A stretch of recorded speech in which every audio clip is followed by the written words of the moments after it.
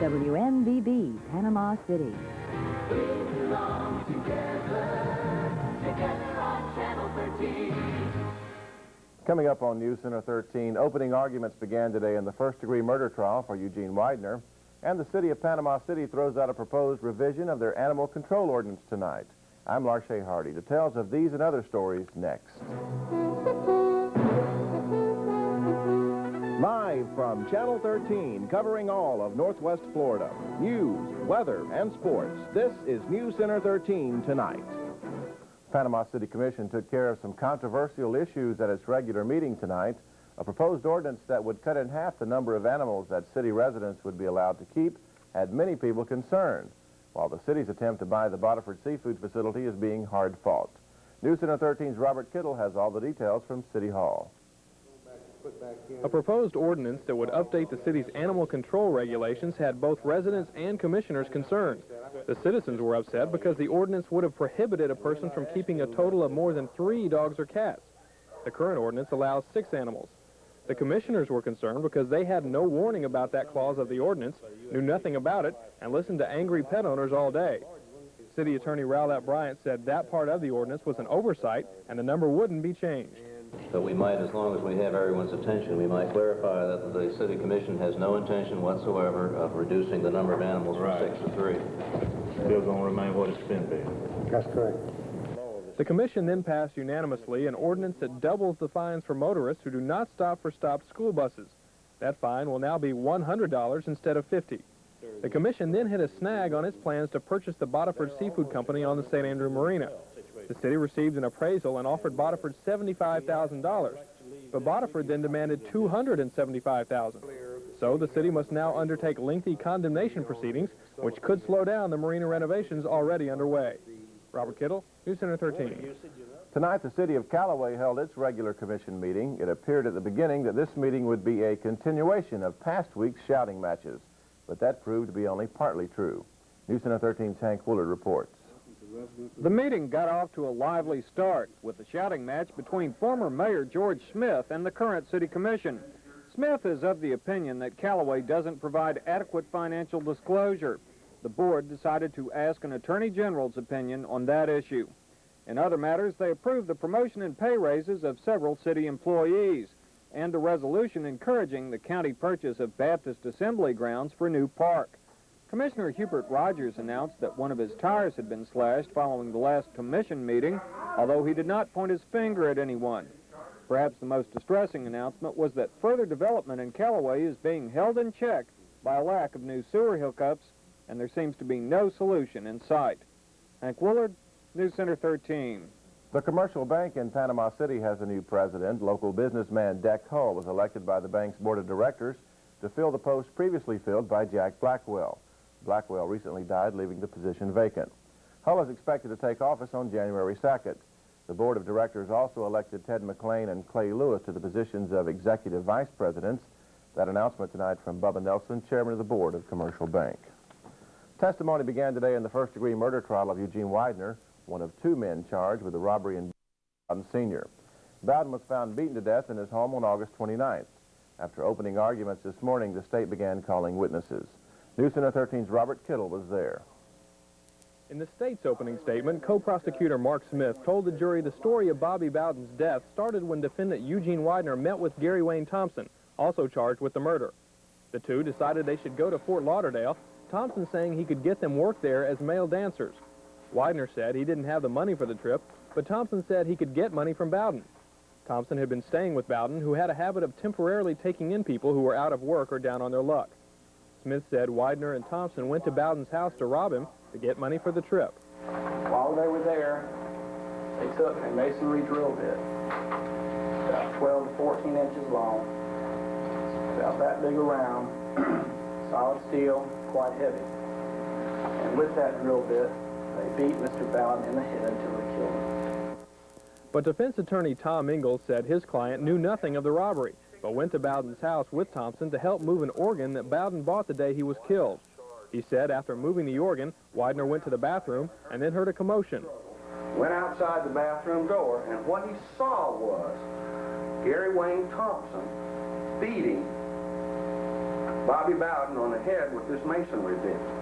When testimony started, Detective Carl Woodall identified the alleged murder weapon, a 13-inch long masonry drill bit. Assistant Medical Examiner Terrence Steiner then said that Bowden received at least 31 blows to the head and face with the drill bit. The cause of death in this case was due to extensive damage to the brain from these multiple episodes of blunt trauma to the head. Bowden's wife, Ethel, then testified that her husband always carried $1,000 in a secret compartment in his wallet, a fact Thompson and Widener could have noticed when Bowden paid for the organ they helped move. The state also called Widener's sister, who went to police after hearing of the murder. She told them she took the two to Fort Lauderdale, where they were later arrested for the murder. The trial will continue Wednesday morning. Robert Kittle, News Center 13. The Jackson County Sheriff's Department has arrested a 32-year-old local man in connection with the November 22nd shooting death of 25-year-old Willie Fred Wynn. Wynn was shot and killed at Broxton's store in Graceville in Jackson County over a $5 gambling bet. According to Jackson County Sheriff John McDaniel, Willie June Sorey walked into the Jackson County Jail last night and surrendered himself to authorities. Judge Woodrow Hatcher ordered Sorey held without bond this morning in the Jackson County Jail. Later in this newscast, an exclusive interview with the Reverend Charlie Fowler 1 week after his plane crash. Stay with us. We'll be right back.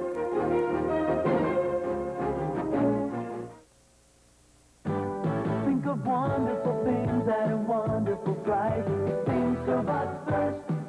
United, think of us first. Fabulous diamond fashion rings for her at 20 to 33% savings. A ring with 27 diamonds, 1/2 carat total weight, $499. A 7-diamond cluster ring, 1 carat total weight, $799. And a ring with 27 diamonds, 2 carats total weight, $1,889. Think of us first. United Jewelers and Distributors.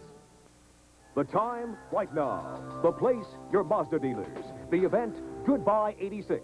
We're saying goodbye with goodbyes on all our 87s, 323s, 626s, even our X7s. And right now, special factory cash incentives can save you hundreds on 87 B2000 trucks. Buy now while sales tax is still deductible. But hurry, the end is almost here. See your local Mazda dealer for a goodbye now. Don't let time run us. Census figures for 1980 show that almost a third of Bay County adults have less than a 9th grade education. Nationally, some 27 million adults are functionally illiterate. That means they do not have the basic skills to function in day-to-day living. But there is a movement to stem the tide of illiteracy on a national scale and here in Bay County. News Center 13's Hank Woolard has the story. Reading. It's an activity that most of us seem to take for granted. But for many Bay County adults, it's a difficult, if not impossible, task. Now there's a program to teach adults who have difficulty reading, a one-on-one tutoring arrangement where students meet privately with their teachers each week. Project Literacy Director Sandra Pierce says the private instruction is a big incentive for many illiterate adults. And then we still have some people that really wouldn't want anyone to know that they can't read. It's a big step to even admit that you can't read. It's a very big step to come in and talk to a stranger about your reading problem. But one young woman who's been in the reading program says it's nothing to be embarrassed about. I have a little boy, and I don't want him reading to me when he gets older, and I want to help him in his schoolwork. And I don't want him to be like me, so he can get farther in life instead like me. Do you feel like you're making pretty good progress in the program? Yes, sir, I sure do. I can read, I can fill out applications, I can read a menu, and I can read a book. Helping adult students gain the ability to enter the world of the written word is a big job, but the tutors say that it's a rewarding one. It's really a pleasure to see someone succeed, to have them learn new words, be able to read more smoothly. It's just really a pleasure to watch them succeed.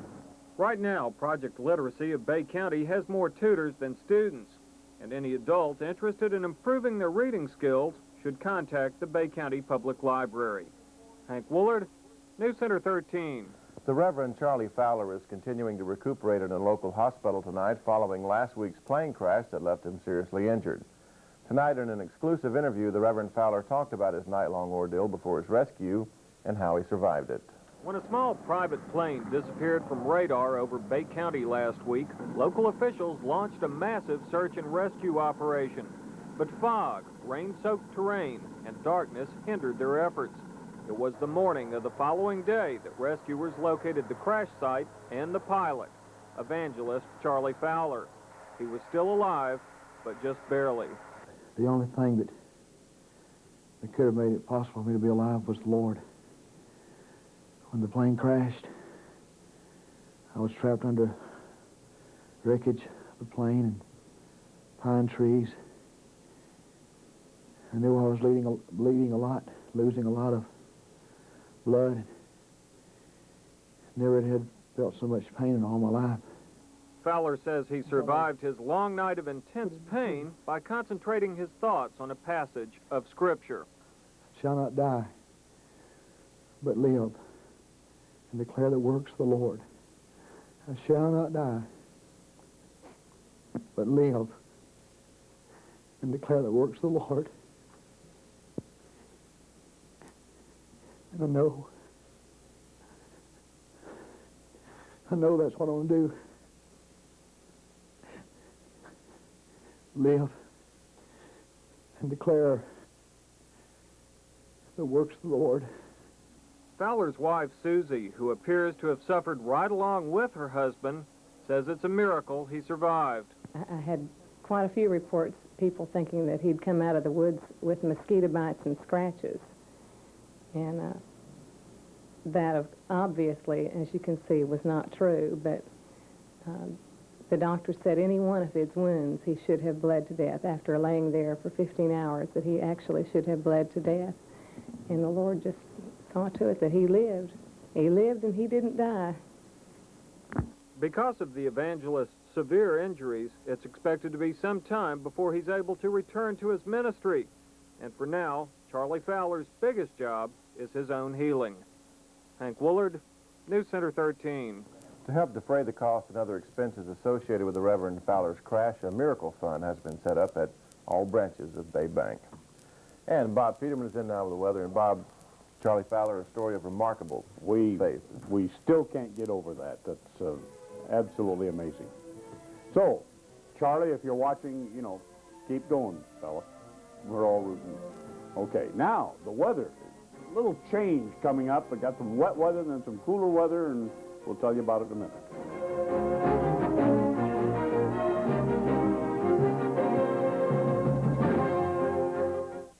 Hi, kids. Ho, ho, ho. You ought to know old Santa's making a list and checking it twice, trying to find out who's been naughty and nice. I'm sure you've been nice, and if your mom and daddy have, old Santa has a lot of options for them. We will buy their car or truck and give them cash for Christmas, and then we'd like to sell or lease them a new or used car or truck with terms tailored to fit their budget. We can make Christmas a very happy time for your whole family because we're easy to trade with. Come see old Tiger and me and let us prove it. Merry Christmas. Where can you find the best Christmas gifts of all time? Shop Lowe's and find out. This year, more than ever before, Lowe's is your surprising Christmas store. This Emerson wireless remote VCR with features longer than a Christmas list is only $269. And what's Christmas without a bike? His or hers 26-inch 10-speeds are just $64.99 each. So for this year's biggest Christmas surprise, look at your Lowe's store and find Christmas as never before. Lowe's, your surprising Christmas store. And good evening again. We've started a period of cloudy, sometimes rainy weather that'll probably last through Thursday. Then watch for colder temperatures, but you're not going to see them tonight. This is the way it looks around the tri-states right now. And right now in Panama City, it's partly cloudy, 70 degrees. Our high today was a warm 77. The low this morning, 61. That 77 came within 1 degree of tying the all-time high, which was set in 1978. The all-time low was 30 degrees in 1984. Our humidity at 93% right now. Winds are south at 8.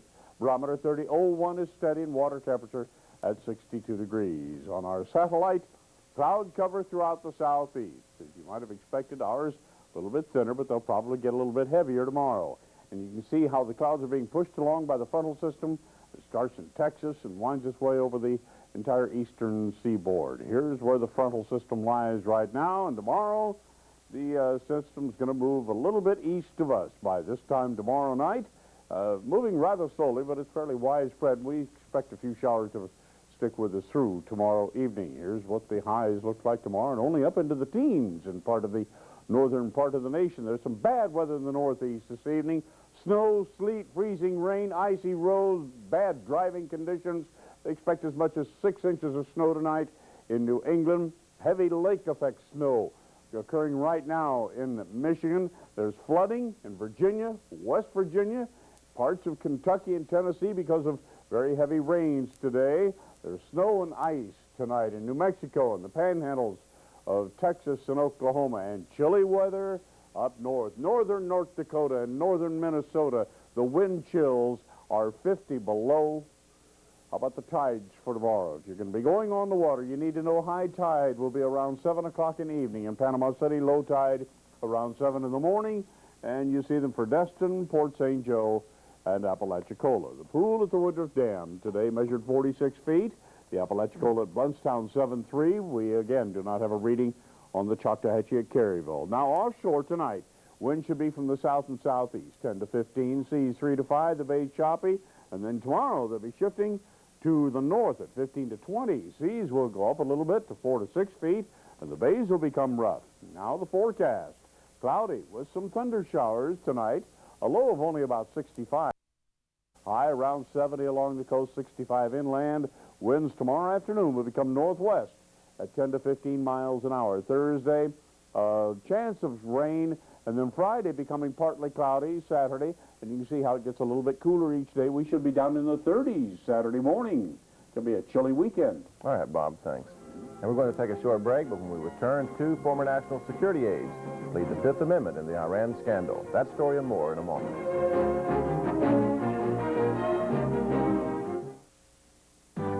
Think of wonderful things at a wonderful price. Think of us first. United, think of us first. Save on a KitchenAid full-size food processor. Simple design for easy use and cleanup. KitchenAid quality for only $84.99. Enjoy your favorite shows with Toshiba's remote-controlled cable-ready VCR or 20-inch color TV with remote. Your choice, $299. United Jewelers and Distributors. If you haven't thought of Boyd Brothers as a gift shop for holiday gift giving, think again. True, you won't find sweaters, tennis rackets, or warm-ups, but you will find hundreds of ideas for the professional who knows the value of quality. From exquisitely crafted desk sets to the finest leather attachés and briefcases, the gifts you'll give will be the best when you buy them from Boyd. This Christmas, shop where your gifts won't be forgotten. Boyd Brothers, 425 East 15th Street, Panama City.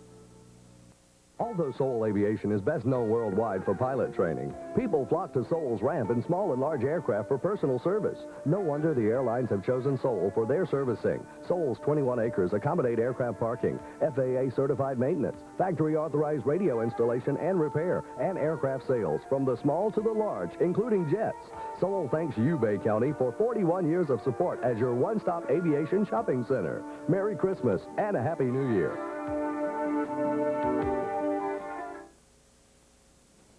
Two former national security aides refused to testify before the House Foreign Affairs Committee today. Former National Security Advisor John Poindexter and fired National Security Operative Oliver North said that they would eventually spell out the details of the Iran-Contra scandal, but for now, they will invoke the Fifth Amendment. ABC News reports. If the two men who appeared before the committee today were indeed at the center of a secret scheme of government double-dealing, you'd never have been able to tell from the reception. The committee was downright cordial.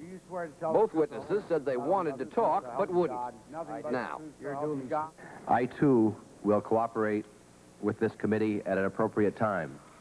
If you should insist on my testifying at this time, I will respectfully and regretfully have to decline on the advice of counsel because of my constitutional rights under the Fifth Amendment. agreement had been reached not to embarrass Poindexter by making him read his Fifth Amendment rights over and over and over. But a few questions were asked, and he did as he said he would. I'd like to answer that question and hope to be given an opportunity to do so at another time. However, on the advice of my attorneys, I must decline to answer that question at this time because of my constitutional rights under the Fifth Amendment. I'm doing what any good lawyer would do for his client, advise him at this time not to answer any questions. There's a vortex of allegations swimming around, but I see a minefield out there. I see allegations being thrown around, statements being made, some true, some not true. And frankly, I think I would be doing a disservice to my client if I put him in a debating position right now. Maryland Congressman Barnes urged Poindexter to waive the Fifth Amendment, saying his personal legal position was not as important as his responsibility to the nation. My judgment is that the worst thing that would happen then is you'd have a very short, probably suspended sentence. For Mr. Barnes, who's sitting up there, to take a long leap forward to the end of a trial and suggest that my client would be convicted and then maybe only get a suspended sentence is nothing less than outrageous. Then Colonel North, always in uniform these days, committee staff said he was relaxed and jovial before appearing. He was deadly serious in public. As such, I have taken an oath to support and defend the Constitution of the United States. I have tried to do so honorably. He then used the Fifth Amendment of that Constitution. Did you make the decision to put some of the proceeds of the arms sales to Iran into an account for the use of the Contras? Mr. Hamilton, on the advice of counsel, I respectfully and regretfully decline to answer the question based on my constitutional rights. And I don't think there is another person in America that wants to tell this story as much as I do, sir. George Crockett, a Michigan Democrat and former judge, lectured North on the use of the Fifth Amendment. The privilege can only be claimed with respect to a question which on its face could bring forth an answer that would tend to incriminate the witness. But the committee ruled North could invoke it, and indeed even some Democrats on the committee were most sympathetic to North. I don't think I've ever seen more anguish or distress in the face of an individual who's testified or hasn't testified before this committee. One Democrat got so enthusiastic, he said he'd contribute to North's defense fund. It will be my privilege to contribute to that fund, as I hope many of my colleagues and I know hundreds of thousands of Americans will want to do. But I must say to you that I am proud to be an American, as you are. There was high drama, but it was an hour and 15 minutes of no comment. Everyone worries these days about how things play, how they look. One Republican member and administration supporter said, given the fact we had two key Reagan men up there taking the Fifth, we did all right. Charles Gibson, ABC News, Capitol Hill. Paul Joseph is up next for sports, so stay where you are. We'll be right back. 1, 2, 3 o'clock. Where to, Batman? We're off to Zaire, old chum. At 3 in the morning, Batman? Christmas waits for no one, Robin. Holy mistletoe! We've been so busy fighting crime, I almost forgot. Fortunately, old friend, Zaire is open 24 hours until Christmas for the convenience of all good citizens. 24 hours? Holy rock around the clock. Well put, boy wonder. For that pesky prankster, the Penguin? Remember the Christmas spirit, Robin. Right, Batman. He says, oh, no, not peanut butter sandwiches again. I hate peanut butter sandwiches. Joe, if you hate peanut butter sandwiches so much, why don't you tell your wife you don't like peanut butter sandwiches? If you leave my wife out of this, I'd pack my own lunch. Enjoy a morning of nonstop laughter and inspiration with the famous humorist and motivational speaker Charles Tremendous Jones at Central Baptist Church. Spirit of Christmas service on Sunday, December 14th at 10 a.m. Everyone attending will receive a free roast beef Christmas dinner. It'll be a tremendous citywide celebration at Central Baptist Church. And Paul's in now with sports. And Paul, I guess football is beginning to take a back seat to basketball this time of year. That's right, Larche. The high school teams are cranking up. They're struggling a bit. And tonight, the number 2 team in the country got beat in college basketball. The basketball is beginning to get more headlines than its rival, the Pigskin. With football seasons over or winding up, basketball is just beginning to click. Plenty of action tonight. First, we begin on the local scene. The Rutherford Rams looking for win number 2. Hosting Niceville. Rams playing very well in the early going. Watch Reggie Wesley go all the way for 2 points. But Niceville was playing very tough. Beat Bay earlier, and now they're nip and tuck with Rutherford. Rutherford playing excellent defense, but couldn't convert on a lot of occasions like Wesley here. Can't get the roll. game would go down to the wire. Rulak led the Rams with 15 points, but the Rams lose a close one to Niceville, 58-56. Rutherford now 1-4. Bay bombarded by Malone, 99-60. Graceville, ranked number 10 in Class 1A, took care of Bonifay and Cottondale over Copperfield tonight, 73-51. It is time for the West Coast to meet the East Coast in the National Basketball Association. That automatically means that the Los Angeles Lakers will soon be passing through the Boston Garden this week. First stop for Pat Riley's Red Hot Lakers is Madison Square Garden. And the Lakers tonight with Magic on the move. Watch him with the steal. He'll find Worthy on the other end for an easy 2 points. Lakers led big in this one, although Patrick Ewing made his presence felt against Kareem Abdul-Jabbar. With the steal, he'll get the monster jam on the other end. Too much Lakers. Magic to Worthy. Misses. Magic puts it back in. And the Lakers are now 15-3. Took care of New York 113-87. Sacramento over New Jersey 120-107. Atlanta knocked off Cleveland 122-98. And Chicago 106 Denver 100. Portland bombarded San Antonio, and Phoenix by 1 over Golden State. And on the college board, the big upset. Vanderbilt knocks off number 2 Indiana. Iowa wins. Now, before going to baseball, we're going to talk a little soccer because county rivals Mosley and Bay were to meet at Tommy Oliver Stadium tonight in soccer action. And Mosley on the move here. The shot and the goal is good. It's 1-1. They would trade a couple of goals before the Dolphins would take care of the rival Bay High Tornadoes. Mosley comes out on top 3-2. Now, upgrading the game of baseball and handling the present-day matters is more important at this time for Major League Baseball owners instead of pulling off the big trades, which usually occur during the winter meetings. Today in Hollywood, Florida, Ohio real estate developers Richard and David Jacobs were granted approval of their purchase of the Cleveland Indians. The Jacobs say they paid $35 million for the tribe. Meanwhile, Commissioner Peter Uberoth would like to begin steps to prevent gambling from plaguing baseball as it does other sports, and that the drug issue is not quite dead. We never said it was going to be perfect, but we said we could look for a drug-free season. There'd be firefights, but there would be no more scandals in baseball. Frankly, the season was much better than I even expected. Another honor for American League Most Valuable Player and Cy Young Award winner Roger Clemens. The Sporting News named the Boston right-hander its Player of the Year. Clemens has handled his fame very well and just wants to become better to help his teammates. Fenway Park, especially the hitter's paradise and the great hitters that we have on our team. If I can just keep us close, we bounce back quite a bit and came back in the 9th inning a lot of times this year to win. So if I can just do that, like I said, whether I get, it doesn't matter how many wins I get, I can have 20 no decisions as long as we end up winning the game that I was out there. Well, Roger Clemens, humble as ever, excellent pitcher. Now, getting back to baseball, of course, basketball, Gulf Coast, after that 7-game road trip, ended up 3-4. They will be back in action Thursday night. Of course, you've got the Stocking Stuffer Classic. Right. This weekend. Yeah. Sunday, all-day Sunday at Rutherford High. Should be a good one. Of course, Channel 13, the defending champs. But it's Project 25. All donations and contributions will go to the poor children so they can have a happy Christmas as well as you and I and everyone else. Okay, who tips off on that game? I do believe we got the Sheriff's Department against that unknown TV station over there in the water or by the beach. Okay. All right, Paul, thanks. Right. And we're going to pause for a commercial break, and we'll be back in just a moment. Exquisite jewelry, the Christmas gift of everlasting value.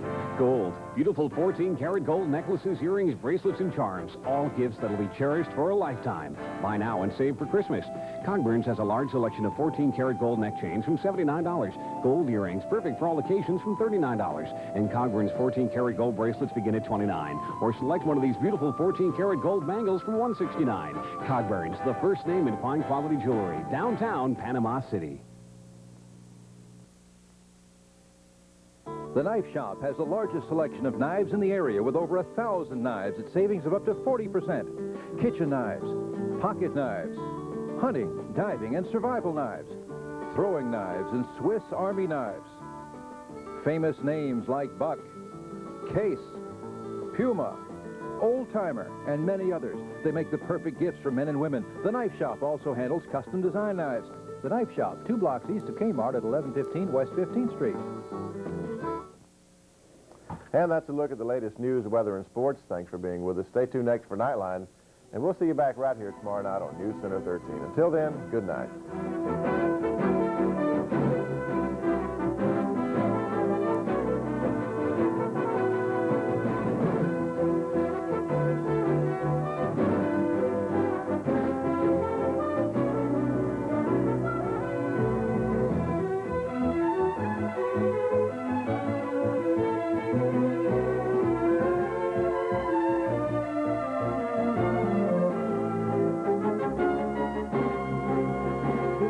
WMBB TV, Panama City, Florida.